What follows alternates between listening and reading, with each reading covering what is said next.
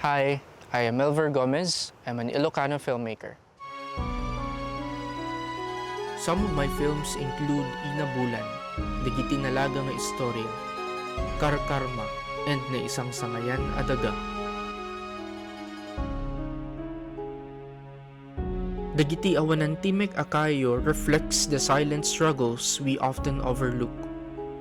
Stories rooted in a community of fear and how silence can reveal truths we rarely confront.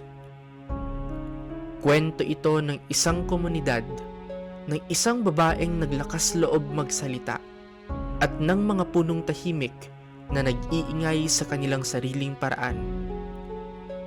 Inaanyayahan kayo ng pelikulang ito na pakinggan ang paligid at ang kalikasan na kadalasan ay hindi natin pinapansin.